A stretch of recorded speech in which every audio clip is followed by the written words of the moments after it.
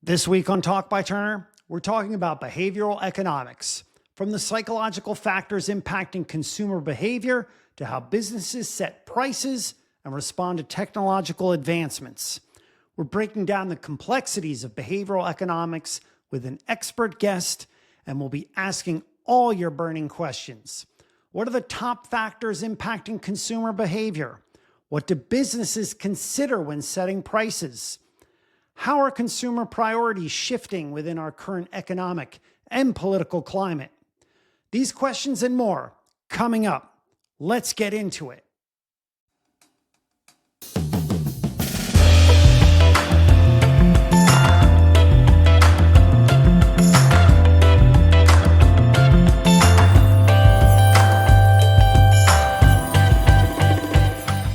I'm your host, Jeffrey Colon, and you're listening to Talk by Turner. Talk by Turner dives deep into intellectual discovery while examining what's happening in our world right here, right now. Join us each week to hear from industry experts and published authors as they share their knowledge and insight on today's most important topics. Now, let's see who's on this week's episode. This week, we're joined by Melina Palmer, behavioral economist, best-selling author, and founder and CEO of the Brainy business, a company that empowers individuals and organizations to harness the power of behavioral economics to be more thoughtful and productive. Melina and her company have been featured in places like Forbes, The Washington Post, TEDx, and Business Insider. Her book, The Truth About Pricing, recently won first place in the Harvey Shute Book Awards for Business and Enterprise. Melina, welcome to Talk. Thanks so much for having me. All right, can you explain what it means for people who aren't familiar with the term? What is behavioral economics? Yeah, I like to say that if traditional economics and psychology had a baby, you would end up with behavioral economics. And essentially, the reason that the field came about is that traditional economics assumes logical people making rational choices in everything that they do all the time. And, as we're all human, we know that it doesn't always work that way, right? So we may know that we should eat right and exercise or whatnot, but we still maybe find ourselves binge watching Netflix and a bag of Cheetos or something, even though we know what we should do. So what ends up happening here is that economic models are set up to predict what someone somewhere thinks people should do instead of what they actually do. And that can be problematic when they're not predicting what's going to actually happen. And so at some point, you had people from psychology, economics, neuroscience start working together, entering into one another's fields to find if there are these common threads in the brain that can be better used to more accurately predict behavior and what people will actually do. And thankfully, there are a lot of those. And those are the concepts that make up the fields of behavioral economics and behavioral science. And what I do in the space as an applied behavioral economist is helping people in business to understand what's going to be more brain friendly in the way that they set up their communications, pricing, so that customers buy and employees buy in. Speaking of pricing, what do you think is the most common misconception consumers have about how companies set prices and align their brands? The thing that comes down, and typically I work on the setting up pricing when it comes to the sake of on the side of a business, and really knowing that price, whether or not people buy, is not about the price. And this is something that's really important for people in business to understand. And the same with consumers. You may think that you're choosing one brand of toothpaste over another because it has baking soda in it or something else. But it might be something completely that seems random, like the shelf that it's on, or it's a brand that your older sister's best friend used when you were a kid. And so you think it's cool and it's always been, there in your psyche somewhere. And so that can be impacting your buying behavior. So I think that, as far as for consumers and understanding your own behavior, to know that you are influenced by where something happens to be in the store or how you encounter it, and all this kind of history that you may have with an item.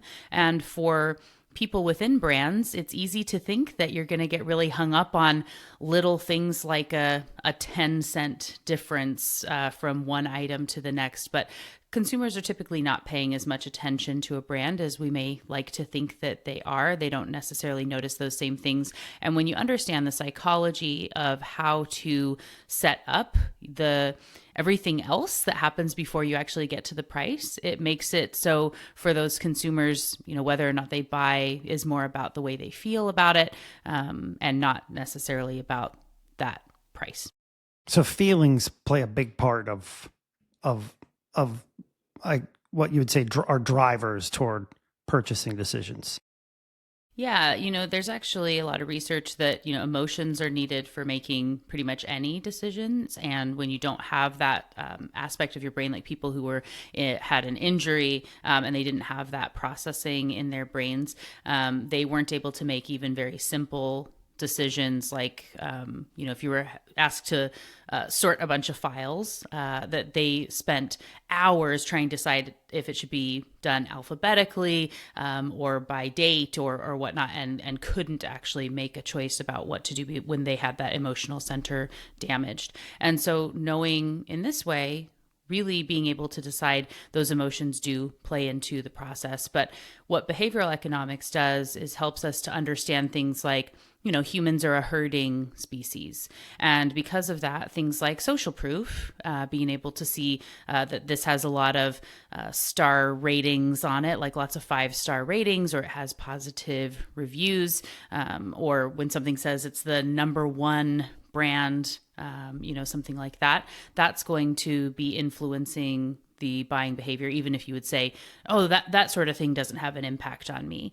It definitely does. And our brains are processing so much information at any given time. A lot of this is done on a subconscious level, and people don't realize. There's a reason, my first book is called What Your Customer Wants and Can't Tell You, is because we just don't really know what that subconscious part of the brain is doing for the most part when it comes to our own behavior. And so, but behavioral economics tells us some of those consistent rules that brands can keep in mind when they're looking to communicate, and then customers can know these kind of age-old rules. You were told of like, don't go shopping when you're hungry, especially without a list, right? And so now this kind of helps to understand some of what's happening under the surface within your brain to know why you shouldn't do something like that. Yeah, I feel like I've done that in the past when I was hungry and I ended up buying the whole store. We've all been there. Yeah. So one of your books, What Your Customer Wants and Can't Tell You, which you mentioned, is about the neuroscience of consumer behavior. So what are some of the top psychological factors impacting consumer behavior that you can share? Yeah, well, of course, I just shared, one aspect there in the, herding and social proof. So knowing that humans look to others like them to help determine the best decision. So in that case, if we take that to a kind of a different step, imagining you're in a new city that you've never been to before, and you see that there are 2 restaurants and you have to pick one. You don't know anything about either of them. You're walking down the street. One has a line out the door and the other one is dead empty. Which one do you feel like you want to go to? And so most people would say you want to go to the one with the line, right? It feels like these people must know something I don't know. That other place must be really bad. I'm going to go over here, right? And I'll wait a really long time. And it could be that place is empty because their service is really slow or something, right? That's why they have that, or the line, right, at that other side. And the place that's empty could be really good. But if you don't have people waiting, then we feel like there must be something wrong with whatever that place is, right? So that's some of those herding instincts that can come into play. And also just knowing, again, like I already said about the conscious subconscious brain and the way that we're processing information is really important in understanding how you're going to be communicating, and knowing that humans are loss averse, right? So we don't want to lose out on something. And anyone with kids like you've experienced this, right? So for my kids, my son could be in the playroom with every toy imaginable surrounding him. And if my daughter walks in and grabs something off of the periphery that he couldn't even see, right? It's not even close.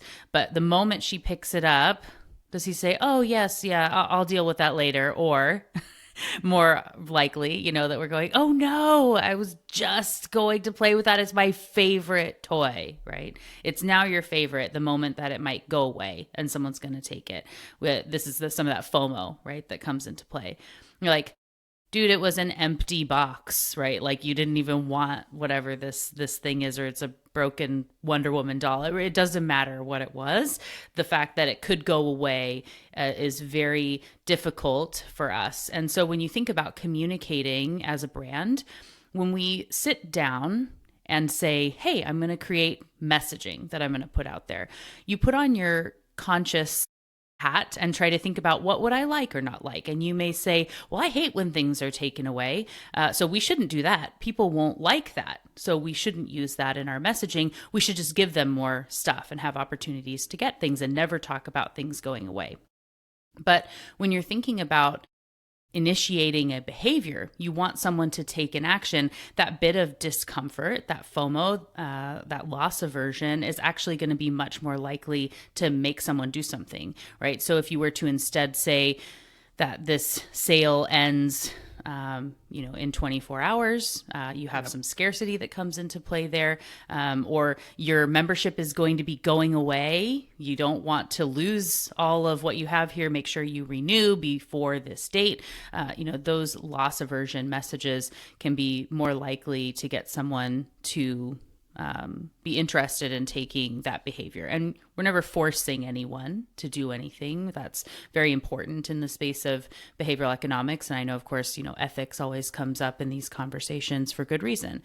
But in this case, people always have free choice, and we're thoughtful to the messaging and how it may nudge for someone to make a choice if it's something that they really want to do or not. So if I canceled a subscription because I don't want it, and they say, "But you might miss out," like, I know, that's why I canceled it. Bye, right? Like it doesn't have to fully change behavior in that way. A favorite example on this being when I bought my wedding dress, when they had a deal, because something like buying a wedding dress, the consumer will feel like, because we've seen shows or things, it makes it feel like I have to go try on every single thing. I have to go through all of these options. And after I've weighed all these different possibilities, I'll be able to make a good informed decision. But often it's just overwhelming. There are too many choices. And even if I liked something in the first store, it feels like I can't move forward with it because I'm supposed to really just stress through this process, right? And so this place I went to, they had a deal that if you committed to buying the dress before you left, they would give you a 10% discount. But like the minute you step outside, if you turn right back around and say, "I want it," it's going to be full price. And so if you know it's one you want, you like, you take advantage of that. They also had a good accessory credit that I got in that case. And so being able to take advantage of that loss aversion to help me make a better decision at a sooner time, so I didn't have to stress about it. I feel really good about checking that box and knowing my dress is done. It's really a win-win scenario. But if I hated everything, I'm not going to buy just to take advantage of a 10% discount. So what are, some of the important factors that businesses take into account when they set prices, so, they can urge buyers to actually buy?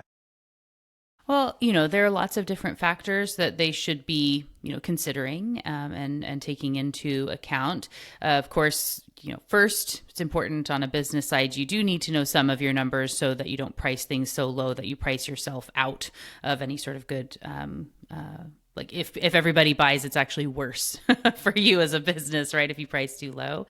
One of the main things that I encourage people in business to look at is to know that make a decision of whether your brand is one of quality or you want to be based on value. Because when you consider the customer buying process and the way that we're evaluating brands, we think about them really in the same way that we would a friend or a human person, right? So people have a personality, and you can put them into a category to say, your Melina's like this. In this situation, she'll likely do that, right? And I know Melina versus Jeff, right? What we're going to do in these scenarios. What happens a lot with brands, if you haven't really, really firmly committed to something, is that it can kind of be all over the place, right? A lot of companies may say that they want to be, premium price, they're really high quality, but then they run a lot of sales and discounts, and they have their prices rounded down to be like $4.99 instead of $500. And as a consumer, you look at that and go, I'm not really sure how to classify, like where I would put you. Something feels off. And so you choose not to buy. And that customer's not going to say, I did the cognitive evaluation, and in looking at this, I believe that the way you're positioning yourself is different for here versus there, right? They just go, something didn't feel right, and like, I'm going to buy the competition. Or they might say your price is too high or whatever else. They'll say whatever comes to mind in that moment. But when a brand really can commit and say, we are all about quality, and that's what we are. Like if you think about luxury brands are some of the easiest, to put into play here. Like Louis Vuitton has said they don't do sales, right? It's just not something that they do. And that doesn't fit with their brand approach, right? Because it's kind of if you have to know you have to ask how much it costs, you can't afford it sort of idea with some of those brands, right? And if they make it about a sale or a discount or like, jump in, it doesn't feel right. But then if you pick on the value side, a brand like Costco does this really, really well. And I showcase them in my book, The Truth About Pricing, that in their case, that is a value brand. Their website is very simple because they're not investing in a bunch of unnecessary tech, because they're all about giving deals for their membership. And it looks like a warehouse, and they don't have big fancy ads. It's all reinforcing this awareness that they are a value brand that cares about you as one of their members, instead of it being about being flashy and expensive, right? And that helps when you go to buy from them to, get that extra thing. Like you don't have to go double check prices and things like that, because Costco has your back, right? And so really knowing that they're a value versus a quality brand is helpful in people feeling comfortable buying from you as an organization. So really that's a first piece of advice that I give to people as they consider how to set up their prices.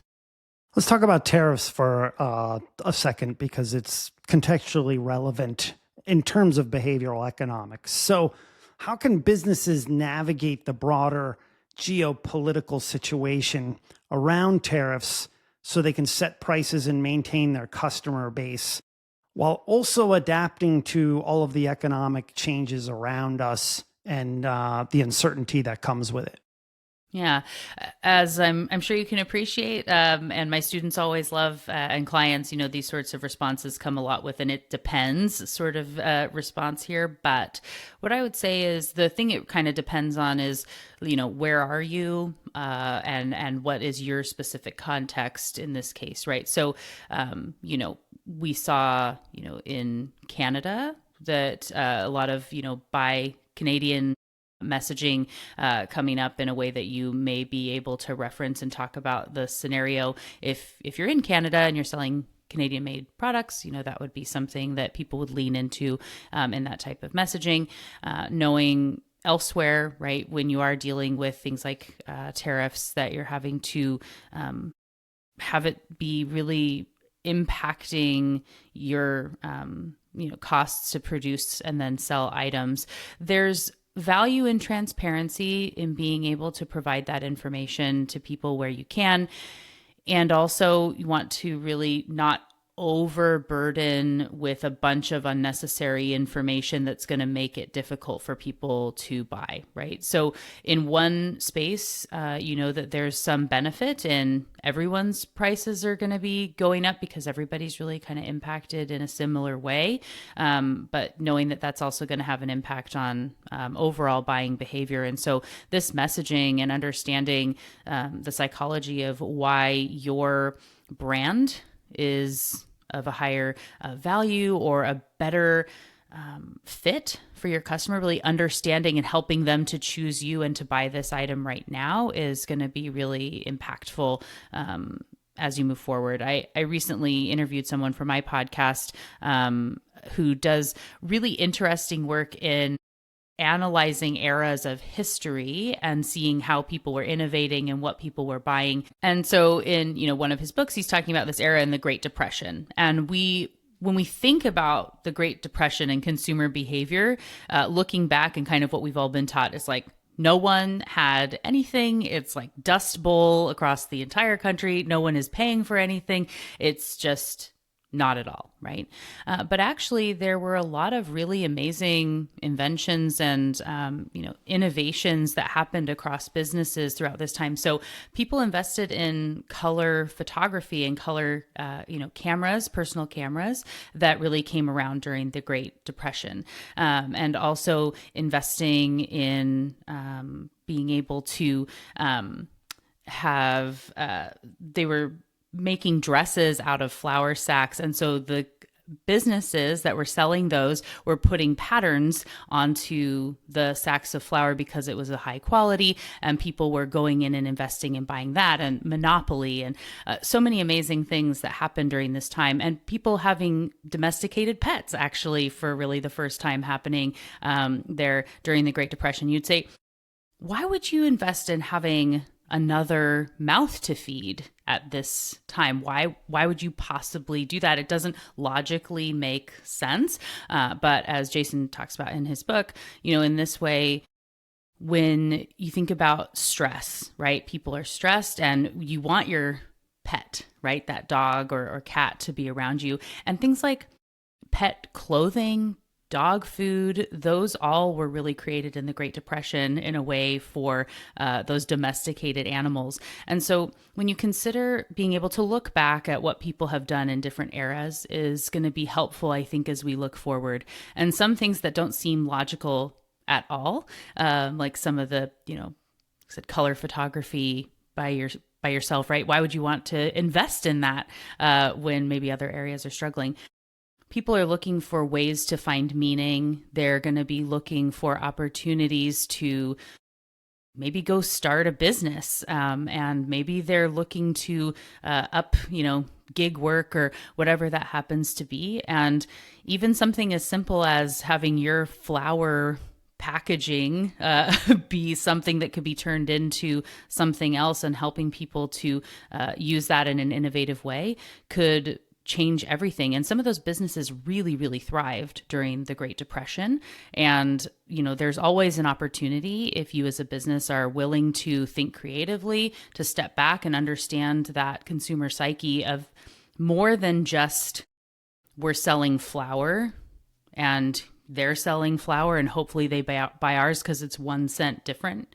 If you put really great patterns on the packaging and then it can be used to make clothes, then it doesn't really matter. People would pay more because of that extra value.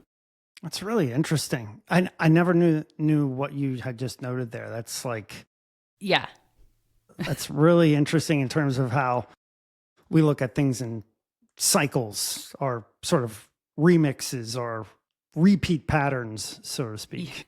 Yeah, it's an interesting aspect just to know that everything that's happened or may happen, we can look back in history and see something that was maybe a little bit similar that we can learn from, and understanding, consumer and human behavior. So while, times of tariffs and geopolitical shifting is not the same as the pandemic. We can also, though, look back and see some of the things that people did, like hoarding toilet paper and meat and whatever else at those times, and how we reacted when shelves were bare. And as there's less stuff being shipped in, we know that while it's for a different reason, potentially you're going to be seeing empty shelves. And so in early days, there may be people that buy a lot now, try to pre-buy before some of the impact of tariffs is going to be hitting, and so maybe we see a surge in some buying now because people are preparing to hunker down in case they end up losing their own job or they have less disposable income. We don't know what's going to be happening. So to have some sense of control, they might overbuy now, but the pendulum will swing in some way, and then they're having to choose where they're going to invest their time and funds. Social media. You can't get away from me asking a question about this. How has it really changed buying habits? What have you seen? Well, so with social media, this really, of course, as you might not be surprised that I'm going to talk about social proof again, right? And so seeing people talk about stuff and being able to especially have this glimpse into celebrities or people we want to be like, and the things that they have and do and use and whatnot, right? So a specific bag or a way that they talk about products or showcasing items. When we see people using those things and it feels like we should be a part of whatever that particular herd is, or I want to be like them, and if that's going to be part of my identity, I should do the things they do as well. That's definitely one impact that comes into play for people, to be sure. So to know that social influence is a really big piece, and you're able to have those things like, ratings and reviews and whatnot. We also, as humans, one of the big ways that we learn is through mirror neurons. And with a mirror neuron, we're able to, so as a kid or something, right? You can see someone open a jar, and then a child would be able to think, okay, so I'm going to twist the lid, right? You can learn by observing, and we're able to take things in. And so understanding mirror neurons helps with things like, why are unboxing videos a thing? Like, why would that possibly need to matter, right? But there are a bunch of factors happening. So for one, as a brand, investing in having an influencer or someone do an unboxing, for one, you end up with this anticipation, that curiosity. Our brains love that. We're getting dopamine in that process to see, ooh, you're like, what's going to be on the other side, especially if it's something like Pokemon cards, or these days where there's all the doorables and like little thing that you don't know what's going to be in the box until you open it, right? So we're getting the dopamine. We like to see what's going to be on the other side. Are they going to get, the shiny Charizard or whatever on the other side? Excited about that.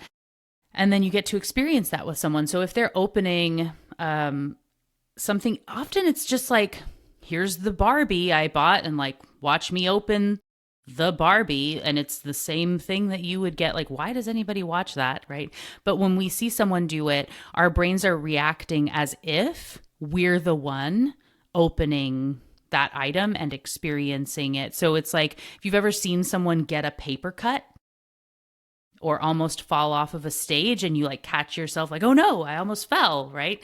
Those are those mirror neurons at work. You can feel a paper cut when someone gets one. Ugh, right? It's terrible. So that's that same thing with those mirror neurons. Your brain doesn't necessarily know if you were the one buying and opening and experiencing that item, or if it was someone else. And when you've already done it, as far as your brain is concerned, that has some familiarity bias that comes into play. And so it's easier to go do it the next time. So you kind of like open the seal on the idea of buying and owning and having this item in a way that can make us feel like we have all those things as well. So those are just a couple of things with social media. There's also a really interesting new book that's just coming out that's about the like button and the history of the like button and how that has really shaped behavior.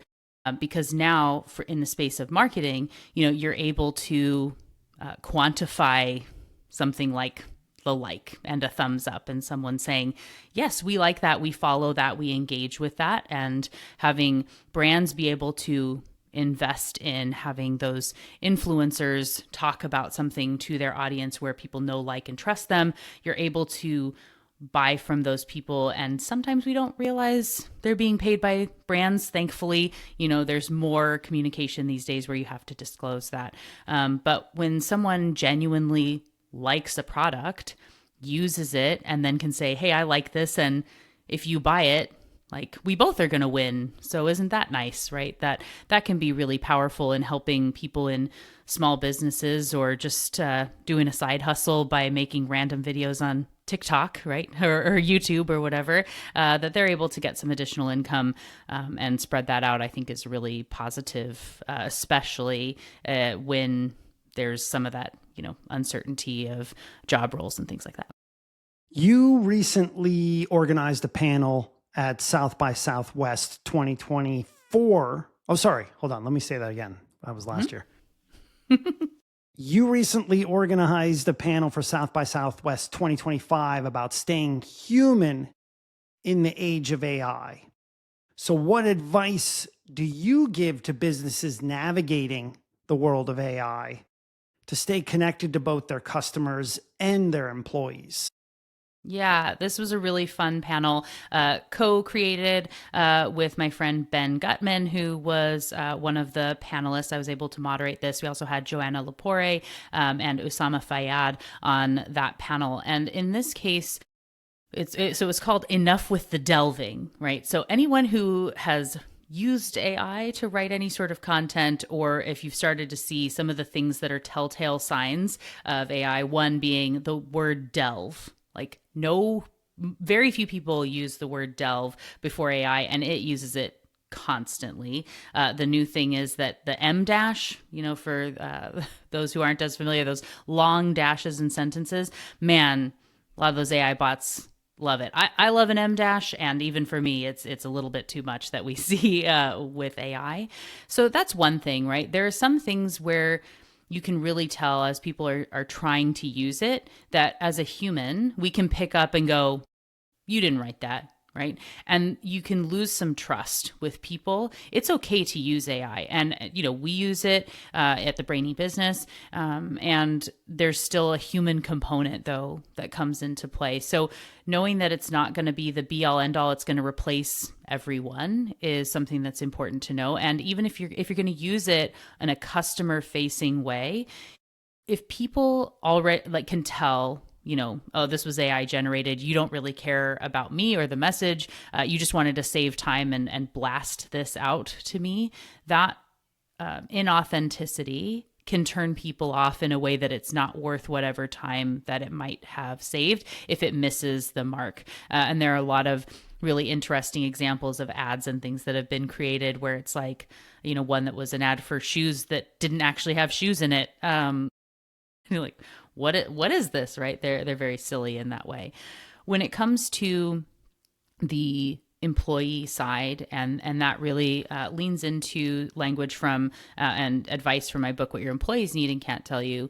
When you're communicating a change, it's important to understand the human side of how people are going to want to buy in or not. And so often, whether or not people buy in the same way that pricing, whether or not people buy isn't about the price, whether or not people buy in on an idea or an initiative or a project is typically not about that idea, initiative, or project itself. The way it was presented to that person has so much more impact on whether or not they're excited about it and they're going to be all in, or they will absolutely hate it and derail it at every possible point that they can.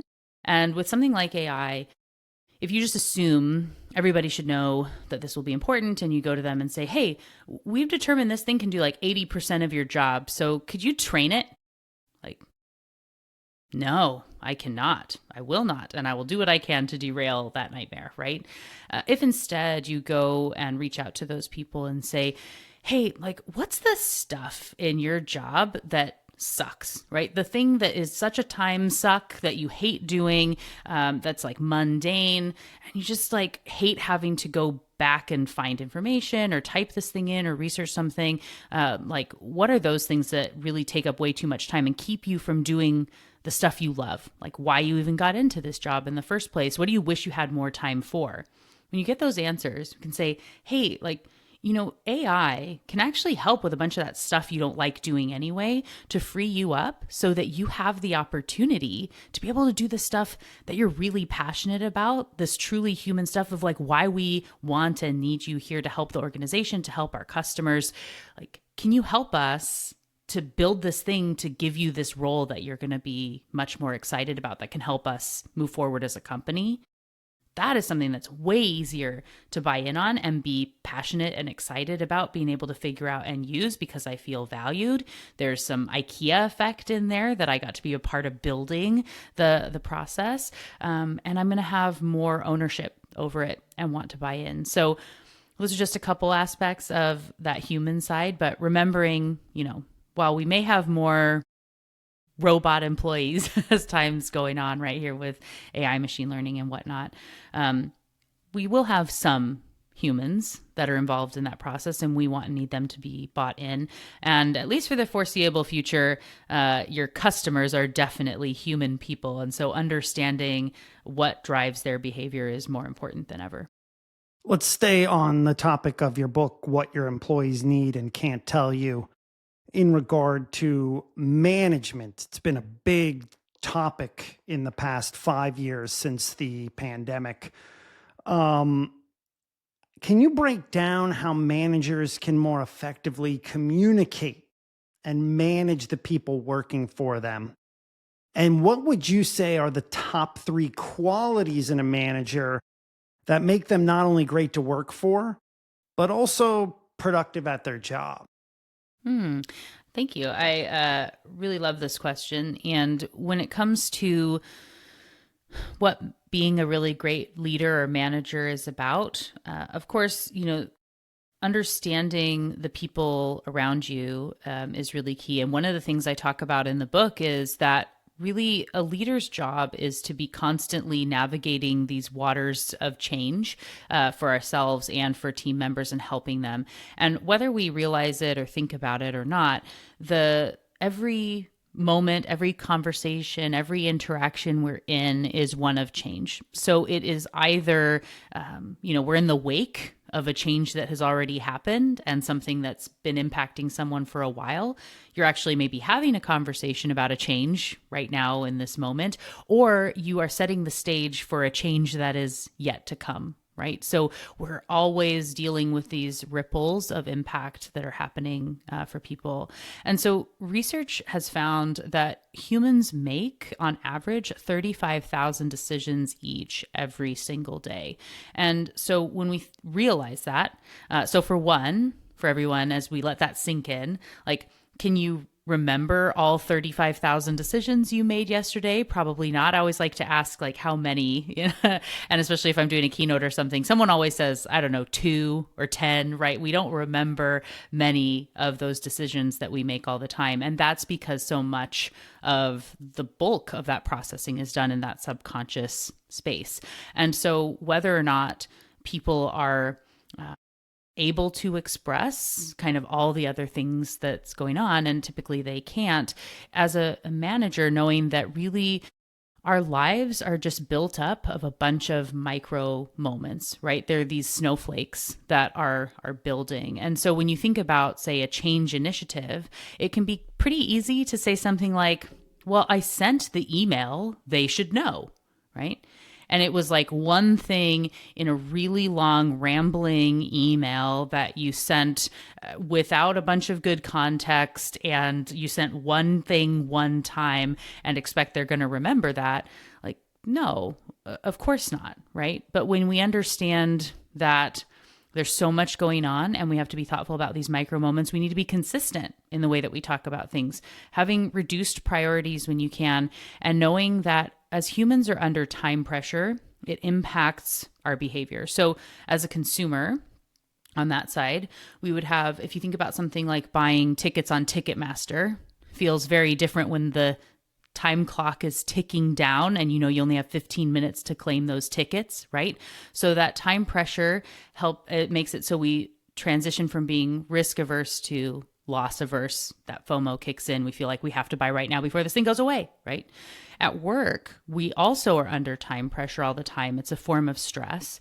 And when we have too many meetings, competing priorities, inbox that's ever growing, and now I'm having to take over this team member's role, we're more likely to be rooted in the status quo. We're less likely to be open to change. We're less creative, and just really all over the place in a way that is not valuable for those employees or the business as a whole. And so some research has even found that 17 hours per person per week is spent clarifying something that's previously said. Wow. 17 hours. Yeah.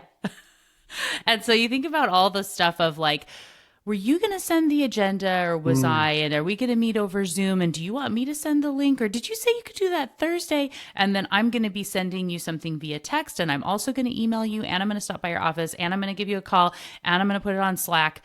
And I don't know where to go find all of the information. You're just wasting so much time all the time. And so really the core message and what your employees need and can't tell you is that as a leader, whatever you can be doing to relieve that time pressure, to be thoughtful in the way that you communicate, to make it easy for people to do that next one thing, right? So if this email is going to have this person do one thing, what's the most important thing? And I can make that clear and easy to go back. It's easy to retrieve information. We can reduce some of that time that's wasted on clarifying something that we already said. Even if you don't make 17 hours back per person per week, let's say it's 10 or 5 or 2, that's massive on an organization. And so being able to invest in more thoughtful communication where you can save, you spend a little bit of time up front, but the ripples of that are massive in helping the entire organization to be more creative, open to change, and have less stress. Wins all around.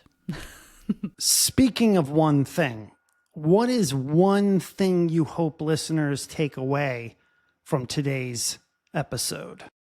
I would hope that people realize that our brains don't work the way that we would like to think that they do. And by understanding that both for ourselves and for those that we are communicating with. And so when you can be considering things in a different way, when you're a little bit more thoughtful. So I actually end every episode of the Brainy Business podcast with be thoughtful. And that's, it's also a signature line on my emails. Actually, all my books end with the line of be thoughtful. And that's really what we're about here at the Brainy Business.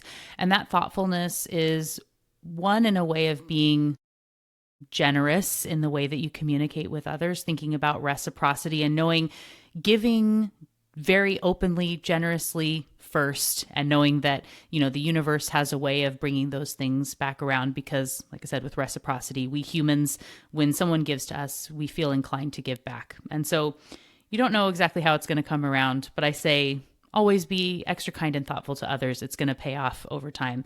The other piece of it is in understanding and thinking about your own behavior and say, like, why did I open this email and that one I sent directly to spam? Why did this LinkedIn connection feel good and that other one I went, yeah, right, like you're out, right? Why is this on that shelf? I wonder if they did that on purpose. Like all of those aspects, and being able to just pause and get out of your own habits and think, I wonder why, and what if we did something like that? That little tweak, asking better questions, being really curious is so helpful in understanding natural human behavior and being able to better communicate with yourself and with others. Where can listeners find you online? Yeah. So, of course, the easiest way to find me would be at thebrainybusiness.com. You can find information about the podcast, consulting, speaking, things like that. And I'm the Brainy Biz across social media, as well as Melina Palmer on LinkedIn. And of course, to check out my books, there's information on my website, but you can also go to turnerpublishing.com, wherever you buy books, to check those out. And yeah, really look forward to connecting with everyone and learning more about what you're doing. Excellent. Melina Palmer, thanks for joining us on Talk. Of course. Thanks for having me. Talk by Turner, hosted by Jeffrey Colon. Watch and listen now wherever you enjoy podcasts.